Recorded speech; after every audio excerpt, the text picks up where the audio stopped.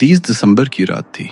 आसमान में काले बादल ऐसे उमड़ रहे थे जैसे कोई बड़ा तूफान आने वाला हो।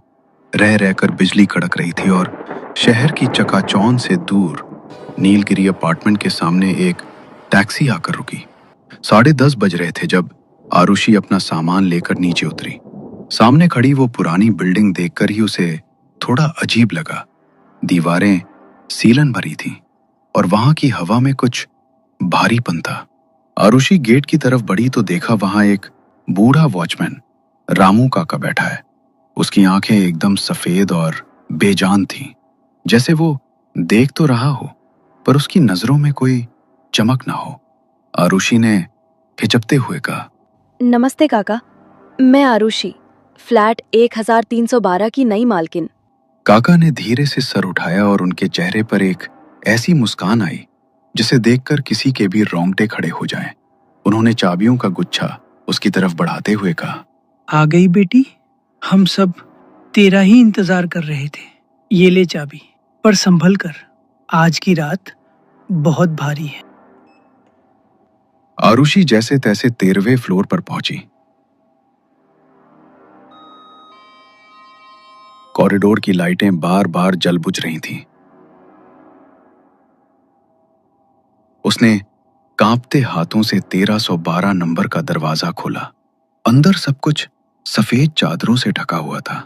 आरुषि के मन में एक ख्याल आया, यार, शहर के बीच इतना बड़ा फ्लैट मुझे इतने सस्ते में मिल कैसे गया?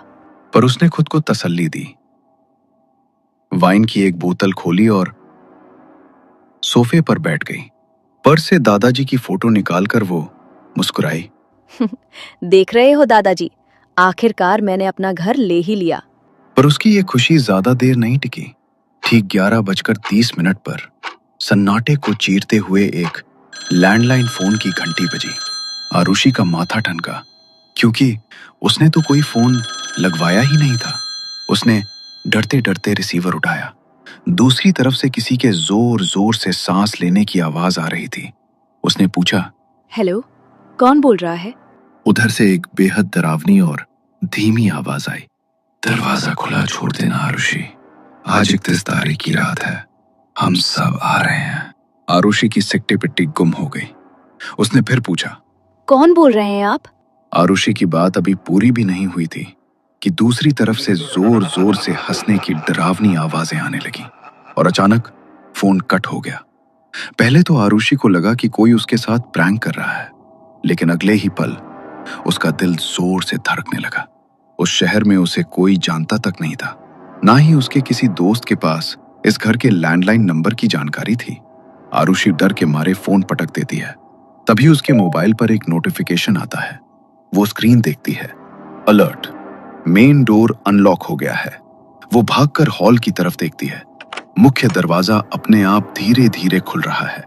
बाहर कॉरिडोर में पूरी तरह अंधेरा है। कौन है वहाँ? ये मजाक बंद करो। वो दरवाजा बंद करती है और उसे जोर से लॉक कर देती है।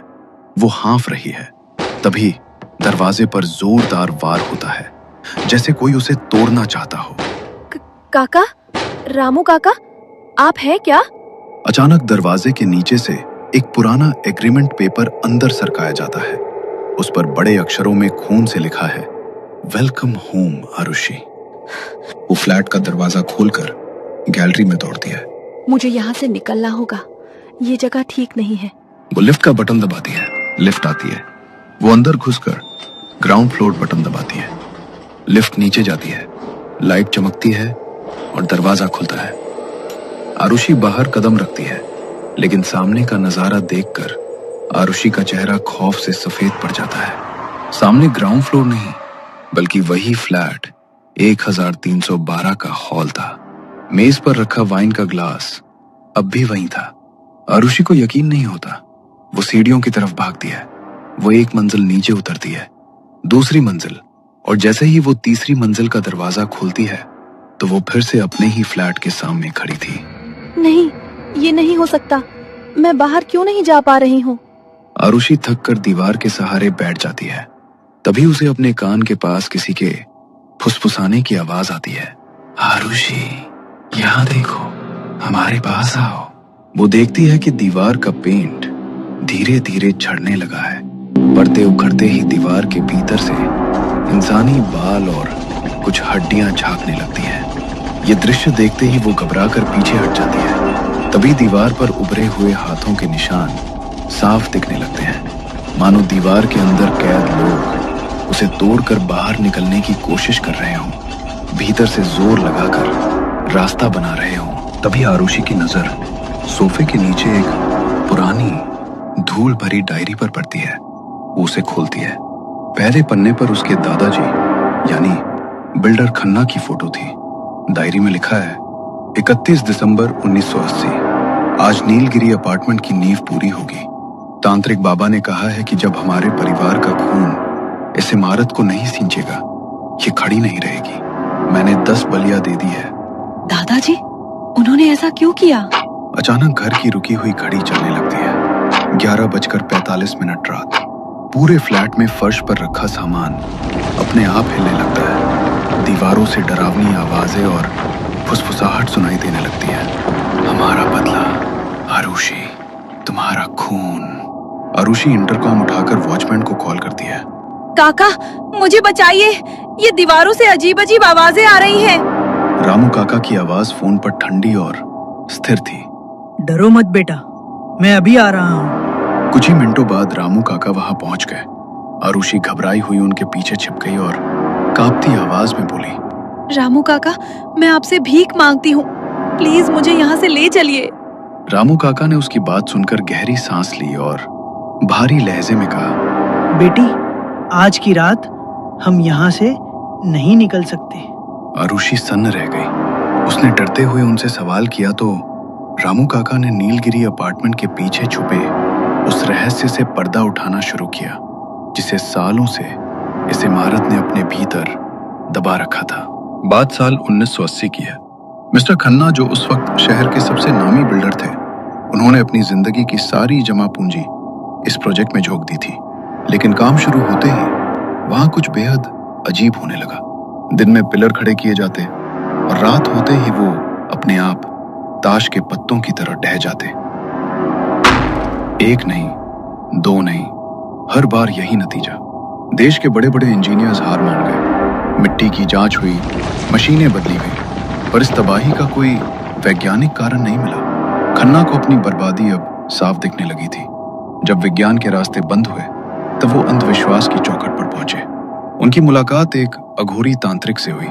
उस तांत्रिक ने जमीन को घूरते हुए बस इतना कहा, खन्ना, ये जमीन ईंटों का बोझ नहीं, ये तो कुछ और मांग रही है। इमारत खड़ी करने का वादा तो मिला, लेकिन एक भयानक शर्त के साथ। शर्त थी 31 दिसंबर 1980 की काली रात को कुल 11 बलियां।